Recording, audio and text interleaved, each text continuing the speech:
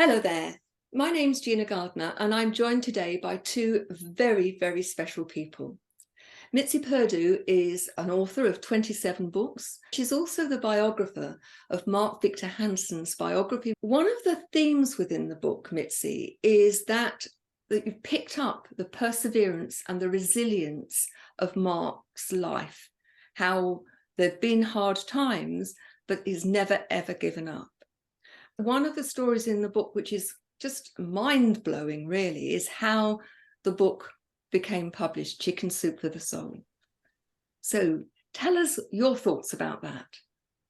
All right. To me, one of the characteristics of success, which Mark embodies, is perseverance. I got to see that with my late father. He was the co-founder of the Sheraton Hotels, or my late husband, who was the founder of Perdue Chicken, which now employs 22,000 people. What Mark does, and what I love to write about in the book, is he just doesn't get discouraged. My favorite example of this is, odds are an awful lot of people who are listening or watching right now know of Chicken Soup for the Soul, but what they probably wouldn't know is that book, which has sold 500 million copies, that book was rejected by publishers 144 different times. I mean, can you imagine? It took Mark and his co-author, Jack Canfield, 14 months of trying to market the book, and time after time it'd be turned down. They had what they called an attitude of cheerful perseverance. And with cheerful perseverance, when they'd get a turn down, their automatic reply was, next. And a book that sold 500 million copies, or at least the series, there were 144 publishers who thought it was worthless. On top of that, most of the people didn't even get that the title was a great one. I've shared with you my side of it. Mark, you're the one who lived through it. Talk with us, please, about perseverance. Well, Jack and I did the book because we were doing heart-touching, soul-penetrating stories. Here's what it looks like if you've never seen one. And seeing as it's in 87% of the houses in America right now, that's sort of amazing. We'd love you to have one. We sold the company. But not only did we get turned down, like she said, by 144 people, but then our agent wrote us this long letter saying, look, you guys, I got to quit. Find somebody to buy your book. So Jack and I were not going to give up, because when we did the talks, and both of us are professional speakers. He was doing the educational market. I do a business market as speakers. We got a standing ovation everywhere we went. He said, oh, tell us more stories, tell us more, put it in a book.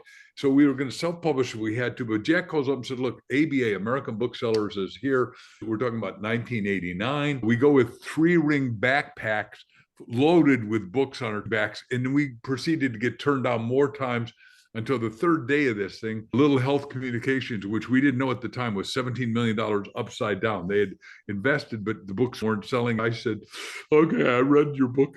There were two partners. There was Gary Seidler, who really read the book at that time, I think, and Peter Vegzo. But Gary Seidler said, I cried all over my silk shirt.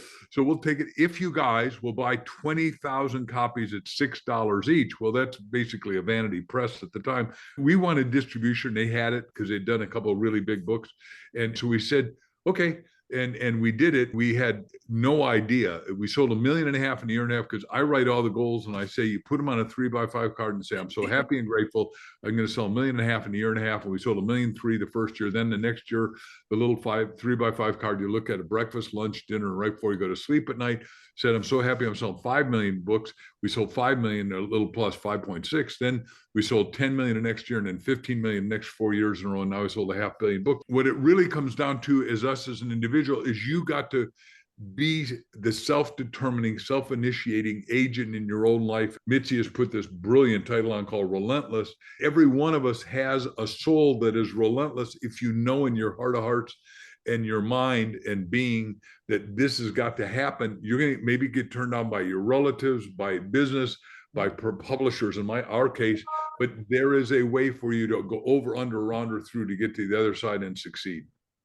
Persistence really has paid off. I bet those publishers are kicking themselves and that they had actually taken the book. They have, because we did $2 billion at retail of the books. And then I read over a weekend that Steven Spielberg and Lucas had created E.T. Extraterrestrial. I hope you've seen the movie, but my little daughter watched it 200 times when it came out. They made 800 million on the book, but they made $1.5 billion in licensing. So I go into Jack and say, we're going to license. And he said, what do you know? I said, nothing. I said, but in a year, because you and I are scholarly and we can read and we'll meet all the right people. Anyhow, I led the licensing also, and we did $1 billion so far in licensing, just dog food and greeting cards and kinds of cool stuff, T-shirts and clothes and cups. It was sort of an amazement because I love going to meet all these people. Now it's happening again with this new book, Relentless, thanks to Mitzi's perseverance and being relentless in her pursuit of making this happen, even with this great interview we're doing right now with you. Well, I've read the book. I've read both books. I can thoroughly recommend them both. You don't need to persevere to read both books because they are so engaging that they suck you in. I was going to say they're easy reads. They're easy in the sense that they take you to a different place, but they offer such richness that I can thoroughly recommend both books. Chicken Soup for the Soul has been available for how many years now, Mark? We came out June 20th, 1993. Relentless. It's been in print since August. However, I was in Ukraine as a war correspondent at the time that it came out, so we didn't have a launch. So there will be the for real launch December 7th, but it's available on Amazon right now. Okay, so get them both on Amazon. I can thoroughly recommend them. Thanks for joining us. Bye-bye now.